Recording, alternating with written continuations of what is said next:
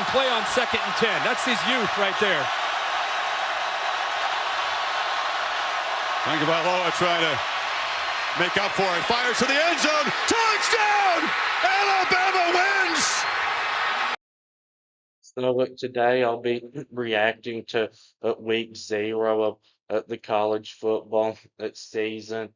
So obviously the biggest game yesterday was at Kansas State and Iowa State. It was a great opening game. I watched almost every play of that one. So even though Iowa State only won by 3, 24-21, they probably could have won it by 2 scores because they took a knee 3 times at the one to end the game. But I guess that you'd say this was an upset win because Kansas State was favored in it by 2 points. But I actually had picked Iowa State to win this game. So both teams had fumbling problems in this game. And Rocco Beck, the quarterback for Iowa State, I think is one of the best quarterbacks in the country. Now, he didn't play great in this game, only completed 50% of his passes for 183 and only averaged 6.5 yards per throw and only had 18 yards rushing. But he did have 3 total touchdowns. He did make the plays for Iowa State when they really needed him to. Back, hoist it deep into the end zone. And Avery Johnson, his numbers were good in this game. He completed 21 of 30 passes for 273, and he had 2 touchdown passes and averaged a good 9.1 yards per throw, and he also had a touchdown run. But he reminds me so much of Jalen Milroe, who was the quarterback at Alabama the past 2 seasons. When you watch him play, the talent is very obvious. He has a great throwing arm. He can throw a beautiful deep ball. Pumps, looks deep, got a receiver, Chase Brown, walks into the And he did that in this game a couple of times, and he's got so much speed that he can take it 80 yards to the end zone with his legs at any time. But he doesn't really seem to have reached his ceiling. And with this being his 2nd season as a starting quarterback, I don't know if he ever will. Now, I do think that these are 2 good teams, but neither team is a national championship contender, but they never are, and most teams never are because they just don't recruit well enough. And now that Texas and Oklahoma have left the Big 12, the Big 12 doesn't really have any real national championship contenders because none of those teams recruit well enough. Now, it's possible when you've got a really good coach that if you don't recruit very well, that you can still win 9 or 10 or even 11 games in a season. But that is about the ceiling. And I think Matt Campbell at Iowa State is one of the best coaches in the country, and he recently got a contract extension and a salary increase for what he's done at Iowa State, and I think he deserves it. And Iowa State, I think, because they got this win, will have a good chance to make it to the Big 12 championship again. Kansas State, I'd say the chances are not 0 now, but I'd say because they didn't win this one, that it's going to be very unlikely for them to make it to the Big 12 championship game. And like I've said before, Chris Kleiman at Kansas State is a great coach. I think he's a top 15 coach in the country. The last 3 years at Kansas State, he's won a conference championship, and he's 28-12. Has won 9+ games in every season the last 3 years, and I think if he wins 9 games again this year, which I think he will, Kansas State should give him a raise because Kansas State recruits very poorly. It's very hard to win 9 games there.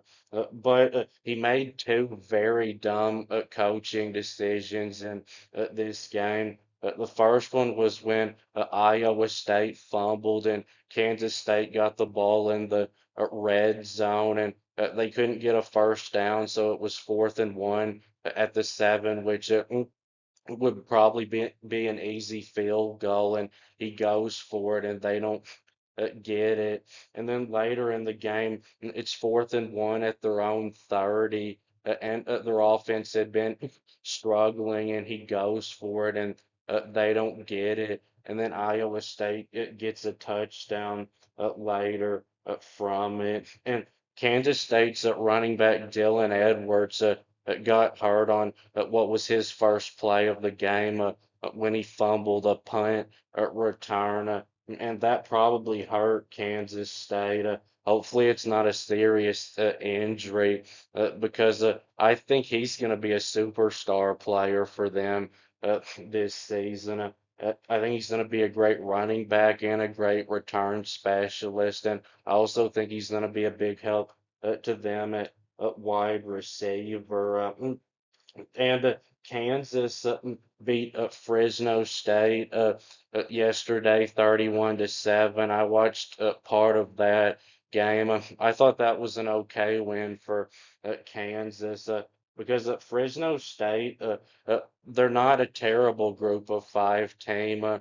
They weren't very good last year, but they've a lot of times been one of the best group of five teams.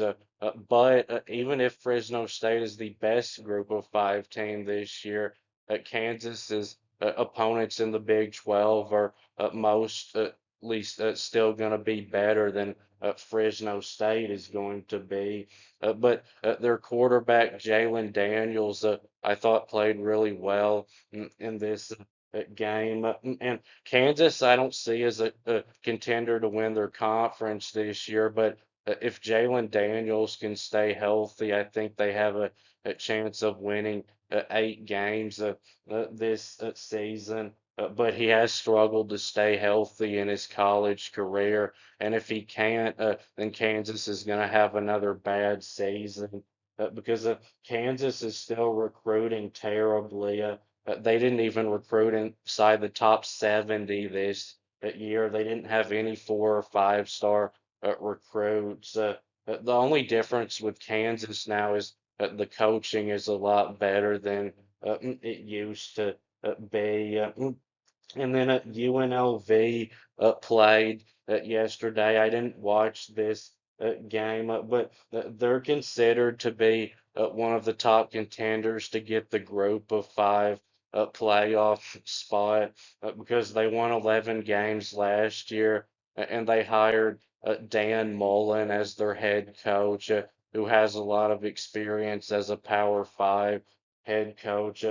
He's a coach I'm familiar with because he was the head coach of my favorite team's biggest rival, Mississippi State, if you can even still call them a rival because they've become so bad. But he had some success there, even winning 10 games once there and at Mississippi State. That's almost impossible to do. Now it's becoming the normal over there to lose 10 games in a season. And after Mississippi State, he took the job at Florida and was there for 4 years and had a few good seasons there too, but then had one bad season and got fired. But of course, Florida's not been any good since then. And I think though that UNLV, looking at the final score of this game, is going to have to improve a lot to make it to the college football playoff because they played Idaho State and only won 38 to 31. Of course, I don't think UNLV should be in the college football playoff, even if they're the best group of five team, because I think that's a crazy rule that is actually not fair to the group of five teams. I think they should have their own playoffs and championship.